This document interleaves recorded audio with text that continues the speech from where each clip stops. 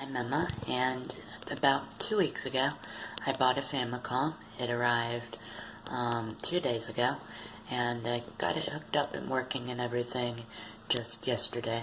So I'd figure I'd talk about it, since you're probably wondering, it's 2018, why'd you buy a Famicom? It's really emulatable on pretty much anything, and there are many different alternatives to playing NES or Famicom games on systems that aren't a Famicom. Like, for example, if you want to do it through the most legal means possible, you could use the NES Mini, and although that emulates a bunch of things, you can obviously hack it to include more, but like, here's the thing. If you're interested in bootleg or pirate games, like many people and YouTubers seem to be these days, there's not really a good way of maintaining 100% compatibility with like any method of playing those. I know the various emulators that you can find online. Correct me if I'm wrong, but I don't think any of them play every single bootleg or pirate game out there. Like, just the different methods and intricacies of each emulator just provide like incomplete compatibility with some games and not others. So it's kind of a mess on trying to like decipher what works on what, and it's just like a bit of a hassle. And with the NES Mini, I don't actually own one because when they were first announced, I actually wasn't too interested in getting one, but I do have an SNES Mini though, and I've tried to put pirated and bootleg games on that, and a few of them work, but definitely not all of them. And so I feel if you want to play pirated or bootleg games like on a system and you want like 100% compatibility with all the various pirate games out there, there's only one clear alternative: the console that they were actually made for, the Famicom. And because of that, and there's also many peripherals that never made their way out of Japan for the Famicom, and those include like the disk system, the Famicom 3D system, which is entirely unemulatable. Like, you'll definitely need like the contraption and the glasses itself. Like, I don't think there's a way to emulate that at all. So if you want to experience that, you'll also definitely need a Famicom for that. And that's not even getting into some of the super obscure add-ons and accessories to the Famicom that you'd never even believe existed. But yeah, the only way that you can experience games like that are with the Famicom as well. So there's just a lot of different reasons to own a Famicom if you're a retro gamer. If you guys have never seen a Famicom before, basically you'll want to know that the controller is actually hardwired into the actual Famicom. Like, yeah, the consoles back then weren't as ergonomic as they are today, but because of that, this is the max amount of range that you can actually extend a Famicom controller. So be aware that you'll probably be very near the TV. However, a lot of the rest of the console is just pretty similar to the actual NES. Got your power button here. You have a nice little square reset button, and there's also an eject feature. So when you put a cartridge in here, it's very firmly locked in place.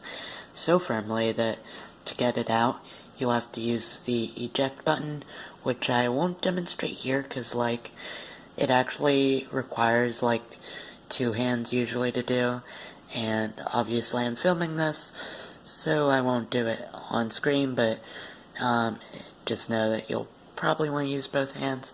Doesn't take too much force, but enough that it would be really hard to do while filming. Note about the controller is that whenever you press a button, it requires like a bit more force than you're probably used to get any of the buttons to register as you'd want them to.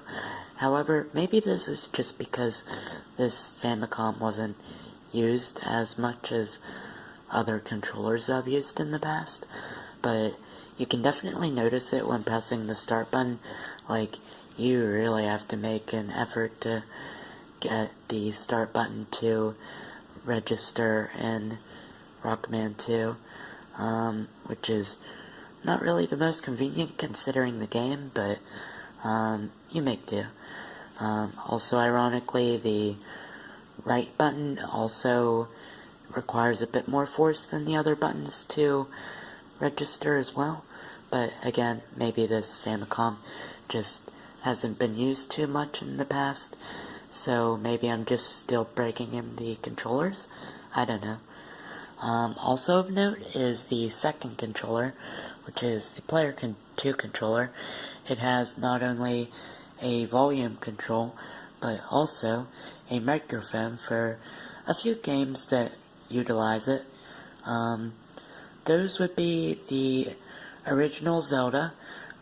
You could use the Pulse voice to kill a certain type of enemy. It's a very interesting feature, but like, it's not too important, so that's why like they just kind of edited it in the North American version.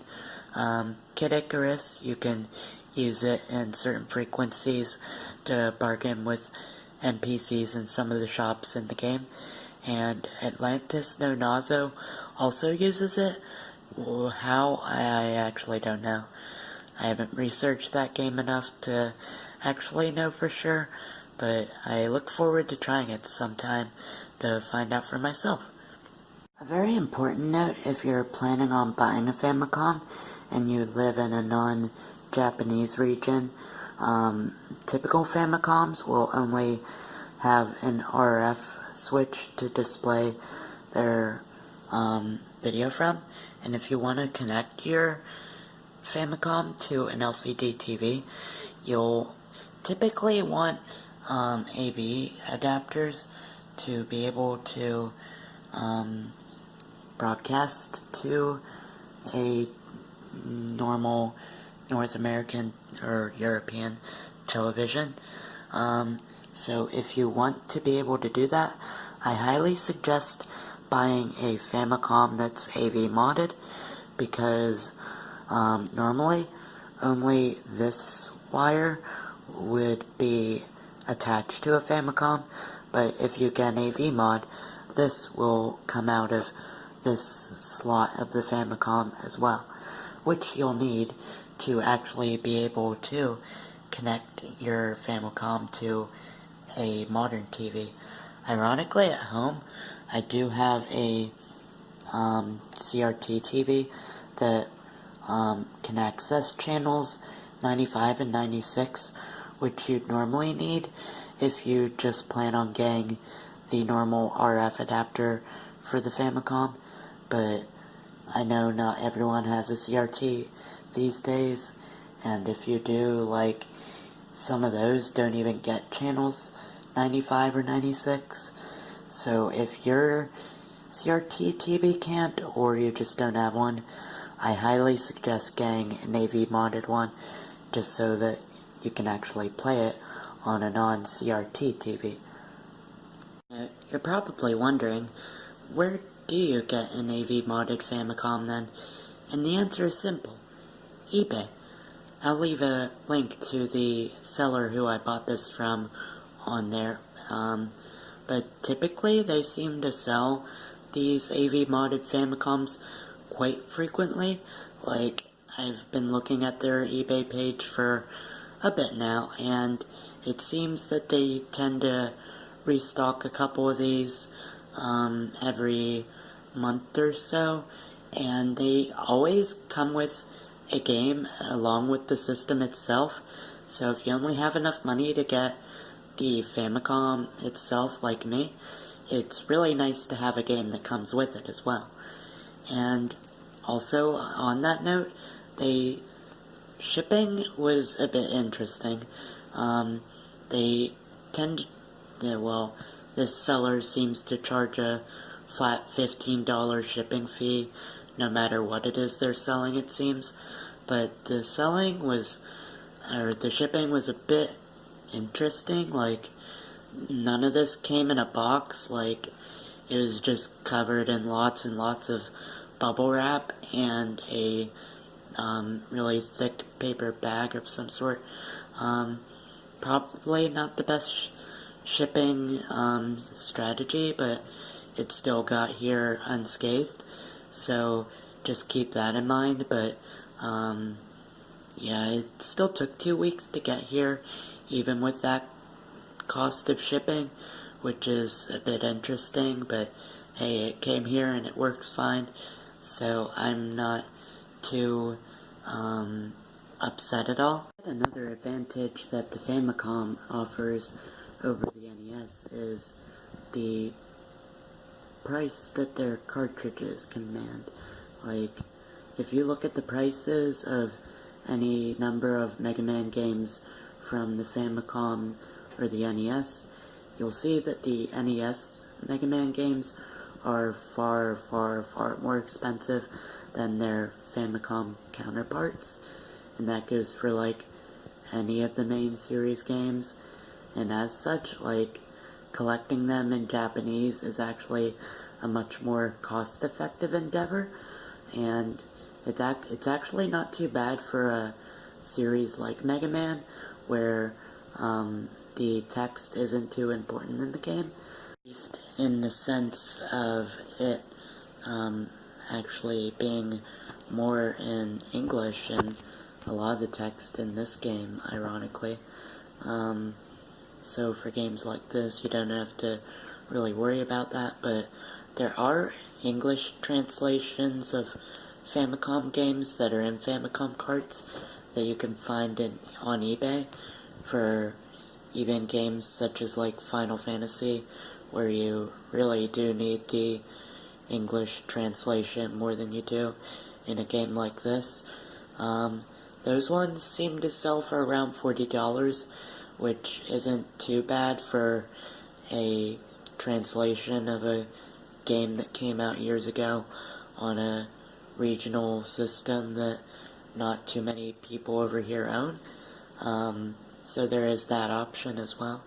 The most important thing you should know about the Famicom is that it needs a different AC adapter than you would normally use with an NES. And the reason for that is because although the NES and Famicom technically accept the same electricity charges, the NES has like this mechanism inside it that like changes AC into DC and a different voltage and whatnot. The Famicom doesn't come with that, so you need a different AC adapter than what you'd normally use with an NES. I bought this third-party one yesterday to hook up my Famicom with, which I was initially really nervous about, because if you use the wrong kind of AC adapter and you turn the system on, you're going to destroy it. But thankfully this one did work, so I guess third-party AC adapters will work as long as you make sure that they work with the Genesis one, because the Genesis 1's AC adapter worked in the same way as the Famicom's, so that's what you'll want if you live in America. And as far as I know, the Model 1 Genesis AC adapter is the most common and inexpensive substitute that you can use, and I highly suggest getting one so that your Famicom does not die. Well, I hope you learned something interesting through all my talking about the Famicom throughout this video. Hopefully it was interesting to you guys, and who knows, maybe I convinced you guys to buy a Famicom as well.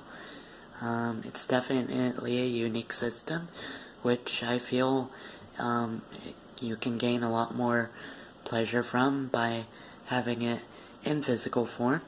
And whenever I do get the various peripherals and pirate games I mentioned in the video, I will be sure to post more videos of it.